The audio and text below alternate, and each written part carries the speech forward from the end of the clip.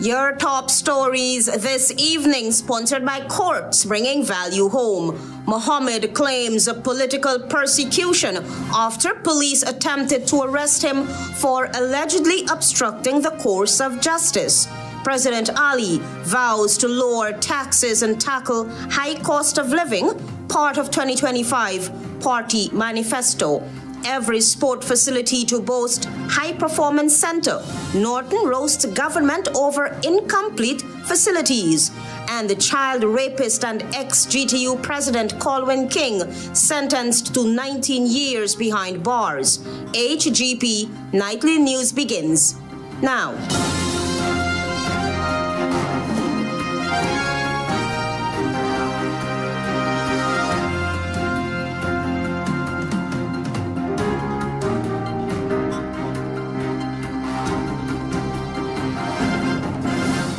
Good evening to our viewers here in Guyana and online. I'm ALETHEA Grant with the Thursday, 17th July 2025 edition of the HGP Nightly News. This is what you should know this evening. Presidential candidate Azzuddin Mohammed says he remains the target of political persecution after being questioned by police in connection with a matter involving a party activist. He's now calling on the Carter Center and other international observers to take note of what he describes as politically motivated actions. More details from Tiana Cole. Presidential candidate for the Reinvested National Party-Win, Azzuddin Mohammed, on Thursday addressed reporters after leaving the Ramveld police station. Mohammed had been questioned in relation to allegations of attempting to obstruct the course of justice in a matter involving one of his party's activists, Bradley Sampson, also known as Doggy. Mohammed stated that on Wednesday evening, 3 van-load of police officers descended on his Providence property in pursuit of him, but he was not there at the time. I contacted my attorneys and we came down here 9:30 this morning. I was arrested and for 4 hours, I was sitting here for 4 hours. I had 2 meetings to attend, one in Wakenham, over 100 persons waiting there to see me, and one in Parika. Mohammed, who was sent away without charges filed, stated that the investigation is politically driven. This is a clear case of political persecution. Clear case. I hope the Carter Center and all the different observers they have to take note. are taking note of what is going on. In a statement, the Guyana Police Force said that a woman who was allegedly assaulted by Sampson on Tuesday claimed she was detained against her will by armed security guards at WIN's campaign office on the east bank of the Demerara. The police further stated that the woman alleged that Mohammed instructed her not to pursue the matter and offered her $500,000 to settle the issue. Mohammed, however, denied all allegations. He explained that he only contacted the woman to apologize on behalf of himself and the party, stressing a strong stance against violence towards women. One of Mohammed's attorneys, Damian De Silva, said that even if the allegations were accurate, seeking settlements is not illegal. In cases where people reach out to the VC to settle a matter, that's quite normal, right? But the allegation is, in this case, is that he would have paid her $500,000 to not pursue the matter. Mr. Mohammed has denied all allegations at this point. His other attorney, Sayandru John, echoed similar sentiments, stating that no actual offense was committed. The allegation, its length and breadth, is that he allegedly offered someone money, $500,000, to settle a grievance with a third party. Now, there is nothing nefarious about that. In fact, across the length of this country, courts would encourage parties. Y'all talk about it. Y'all try to settle it. Durjan also revealed that although the police claimed to have received a statement from the complainant, they were unable to make contact with her for several hours. Law enforcement said telephone calls went unanswered and the complainant was not at home when they paid a visit. Tiana Cole reporting for the HGP Night. President Ali on Wednesday vowed to lower the cost of living, reduce taxes, fuel growth, and create more job opportunities for Guyanese. This was revealed during Wednesday's consultation on the People's Progressive Party Civic's manifesto as the ruling party seeks re-election. On Wednesday, President Irfan Ali participated in a consultation on the People's Progressive Party Civic's 2025 manifesto alongside the General Secretary Barry Jagdeo and other members of his party. He claimed that a more drastic approach to addressing the high cost of living and providing more disposable income would be taken if his party were given another chance on September 1, 2025. And Guyana was singled out as one of the countries that would have embraced a holistic approach to cost of living issues. And as a result, we were able to ensure that most of the effect of global cost increases was not passed on to the final consumer. President Ali stated that in order to finance small and medium-sized businesses, his administration would set up a development bank.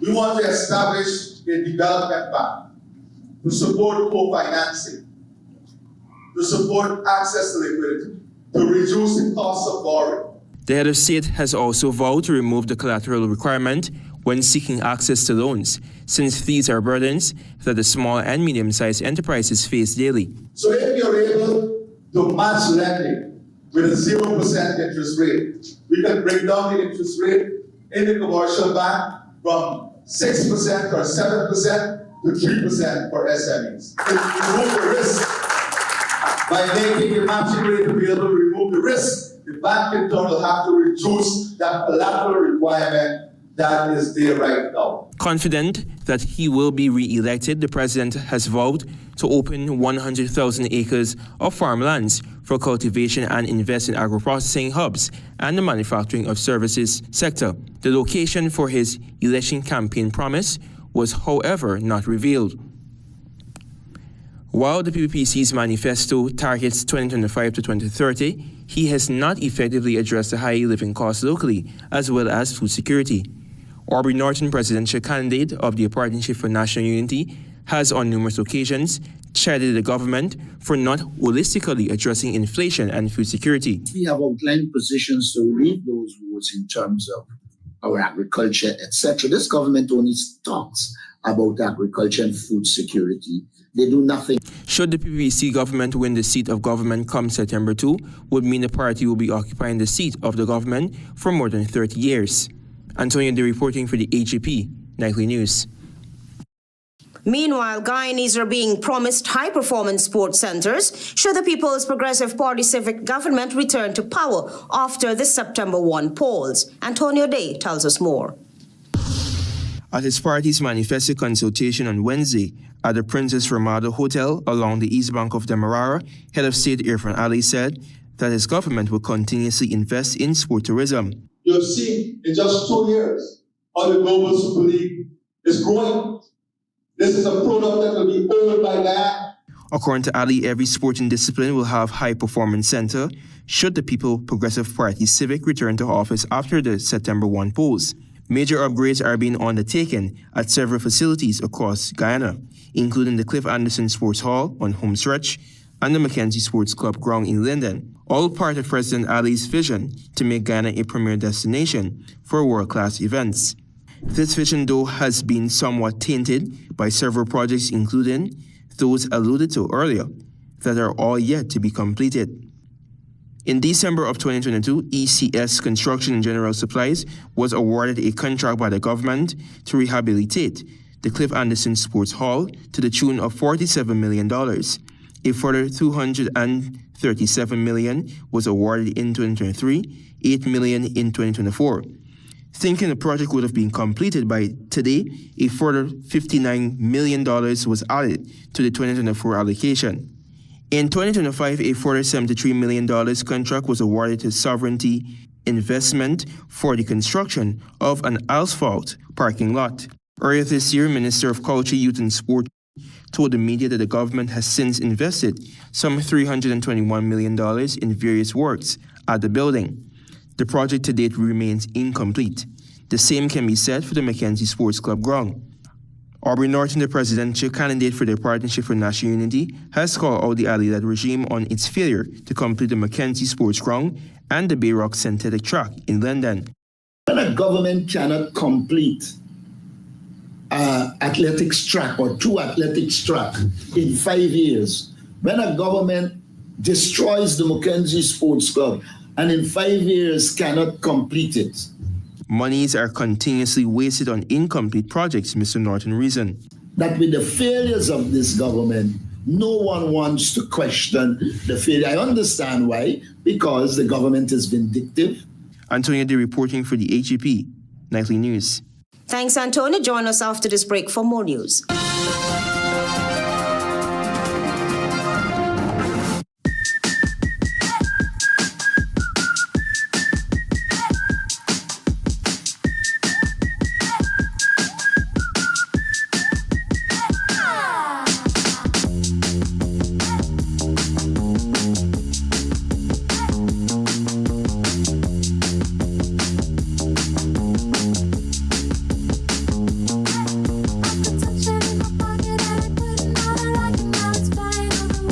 Welcome to SNL Electrical Inc., where lighting and electrical needs are met with expertise and style. From the latest in electrical lamps to durable cables, circuit breakers, panels, we have it all.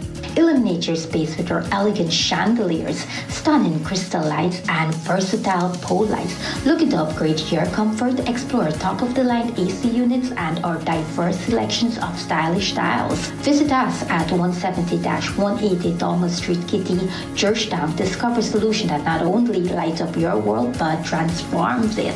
Call us on telephone number 226-3018 or 223-1634. SNL Electrical Inc. powering your life with elegance, quality, and care. With 70% ethyl alcohol, Mighty Foam Hand Sanitizer eliminates 99.99% of all germs and even moisturizes in the process, leaving your skin clean and hydrated. Mighty Foam Hand Sanitizer. How do you stay clean?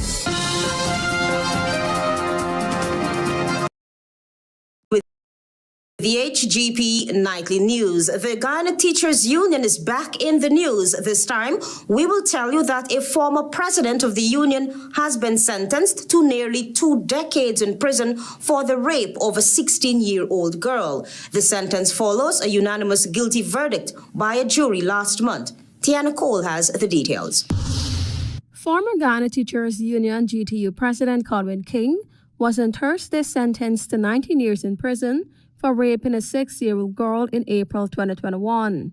The sentence was handed down by Justice Simon Morris at the Demerara High Court.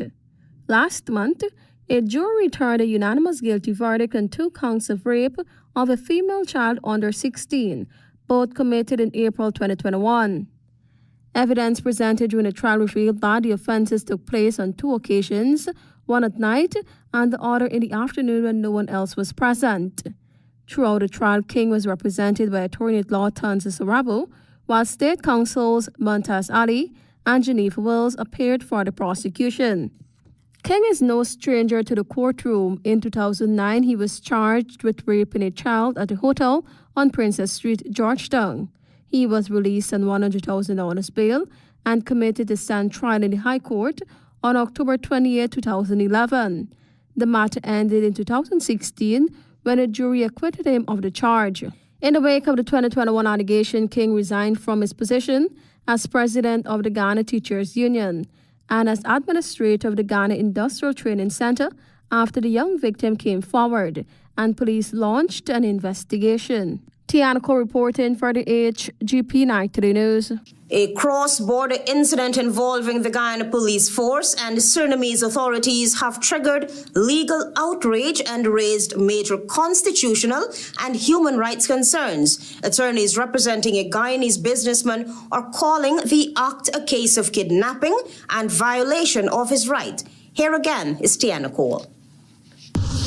Following the alleged kidnapping of a Guyanese man by members of the Ghana Police Force and his subsequent unlawful handover to Surinamese authorities for an alleged murder, serious questions are now being raised about constitutional rights and international legal protocols. On Thursday, Lawyers representing businessman Raymond David held a press conference to address the incident, which occurred on June 18, 2025. Attorney at law Dr. Dexter Todd explained that on June 19, David was taken to Springlands Police Station. Later that day, 6 Surinamese police officers arrived and removed him from the station. He was then transported by boat to Suriname, where he remains in custody. Raymond David has retained counsel in Suriname, and they have verified that at no point in time the Surinamese authorities were investigating Raymond David for any murder. Dr. Todd noted that while the case is being presented as extradition, the way it was executed amongst the kidnapping. Legal consultant Eden Corbin explained that extradition proceedings in Guyana are governed by the Fugitive Offenders Act. He emphasized that for a person to be extradited, specific steps must be followed.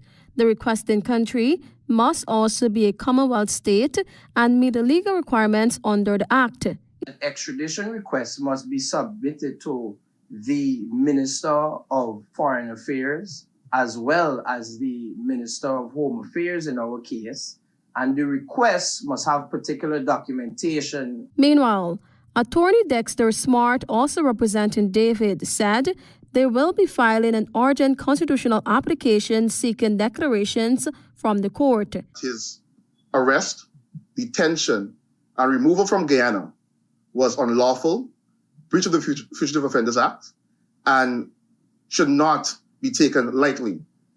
It's also a violation of his fundamental rights. The intended court actions will be brought against the state, the Minister of Home Affairs, the Commissioner of Police, and the named police officers involved in the incident. David's sister, Agisha Alda, said the entire ordeal has shocked the family. She described the brother as a law-abiding citizen. Our family is feeling violated in many ways because we are born Guyanese. What is the motive for it? I have no idea. Tiana Cole reporting for the HGP Nightly News. We have more news for you. Stay tuned. Planning a cleanup? We can help. Vons Waste Management skip bins can be provided for home renovation projects, yard cleanup, or construction project. It's simple. Step 1, give us a call. Step 2, we put down the bin. Step 3, load it up with all of your junk.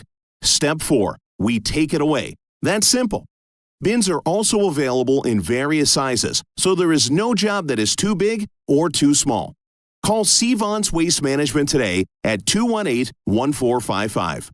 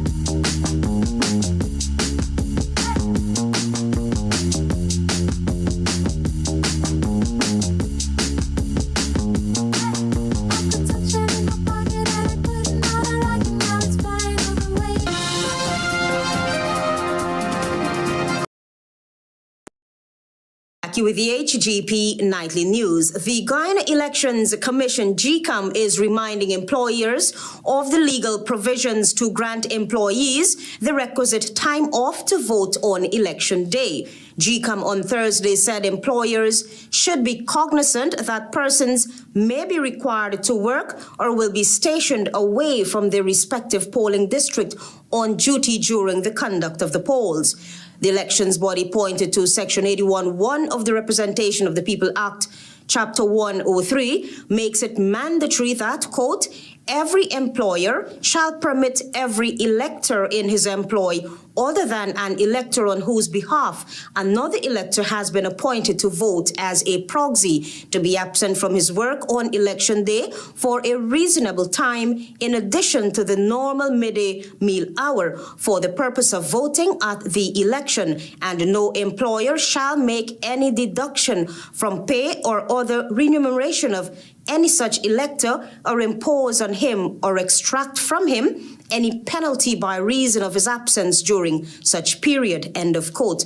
Accordingly, employees are advised that it is their constitutional right to vote at the election, and it is also their responsibility to engage their respective employers ahead of time to discuss the requisite time off and to obtain the necessary approvals. Failure on the part of any employer to grant such request constitutes an election offense and can be fined $65,000 and imprisonment for 6 months.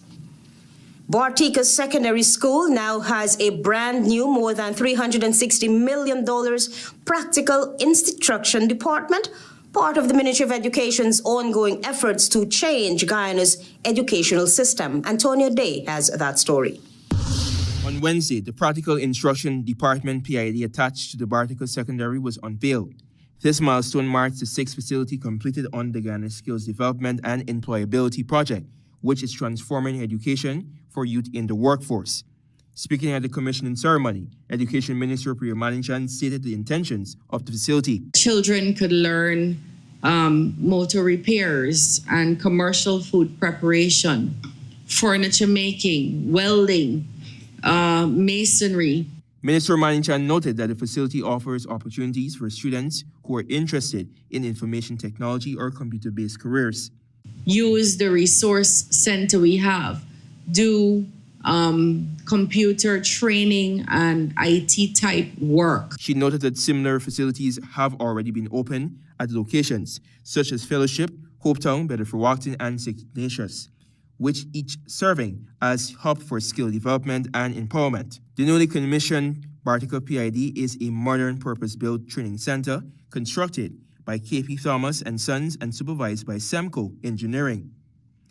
The facility costs $273 million to construct and supervise, with an additional $87 million invested in tools and equipment, bringing the total investment to more than $360 million. The project is part of GSDEP, funded by a $14.04 million partnership between the Caribbean Development Bank and the government of Guyana.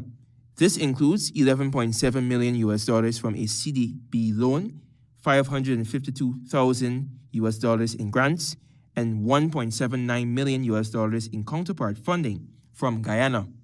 It reflects the government's broader intention to provide students with real options, academic and practical.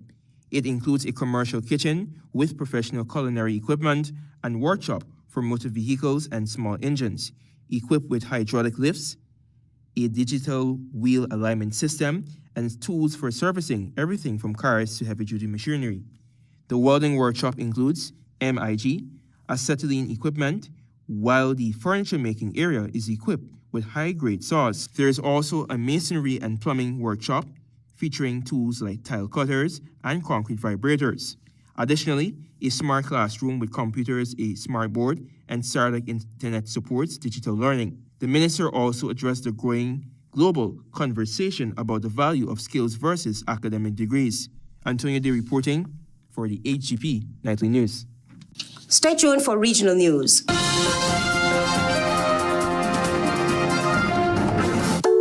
Turbo with a new look, new style, with the same great taste in the 250 ml can. Everybody run out now. Go and go grab one. Me charge up with a turbo 250 ml at your favorite spot. Wait, sell.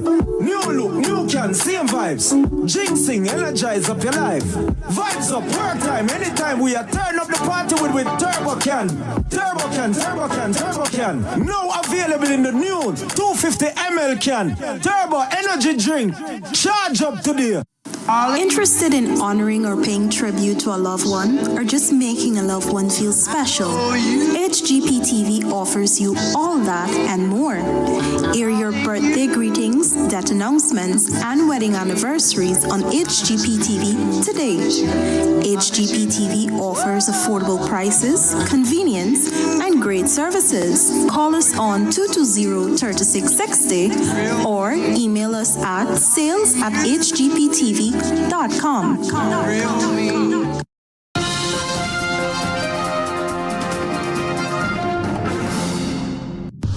Good evening and welcome to Thursday's edition of the Regional News. I'm Antonio Day. We begin with news in Jamaica.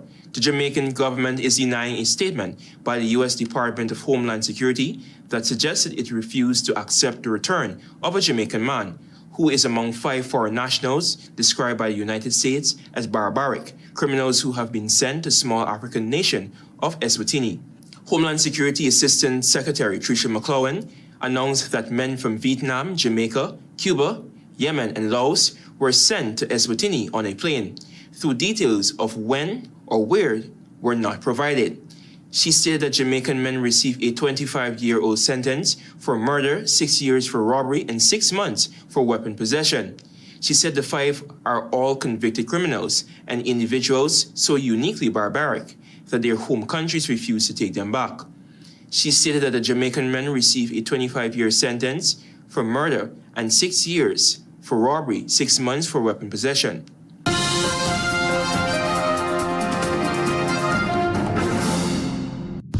Over to news in Suriname. Suriname's new president, Jennifer Gierling-Simon, said that at her swearing-in that the government must ensure that anticipated profits from offshore oil and gas improve living standards for everyone, emphasizing the need for fiscal discipline at all stages, according to Reuters. Gierling-Simon called on our Surinamese to return to work and continue to supporting one another through both good and bad times. And I quote, "Let us all work hand in hand, side by side, shoulder to shoulder, to make Suriname what we want it to be for us and our children." End of quote, she emphasized in Anthony Nessie Sports Hall as the audience cheer her on with thunderous applause and loud cheers. To strengthen her argument, she quoted the opening lines of Dubru's poem 1 and referenced Surinamese poet Srinivasi's appeal, and I quote, "Do not wander blindly through this country. Play with children who do not share your blood. Speak our languages as you embrace the world's menu. I want you to unite as one people beyond the fairy tales." End of quote. Gierling-Simons emphasized the need to diversify Suriname's economy, which is heavily reliant on mining, initially bauxite, now gold and oil, making it vulnerable to international pricing. She pointed out the challenges of moving away from this dependence.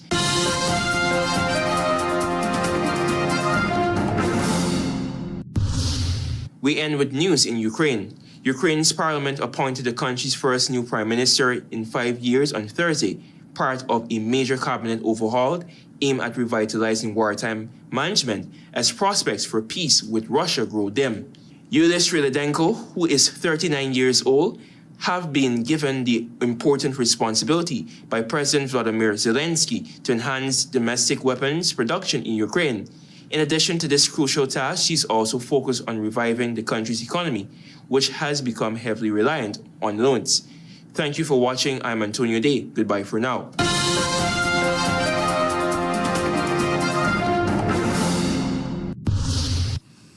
Mohamed claims political persecution after police attempted to arrest him for allegedly obstructing the course of justice.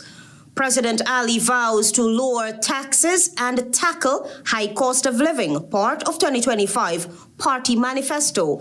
Every sport facility to boast high-performance center. Norton roasts government over incomplete facilities. And a child rapist and ex-GTU president sentenced to 19 years behind bars. Those are our major headlines. For these stories and more, please go to our website. It's www.hgptv.com. I'm Aletha Grant. Thanks for watching.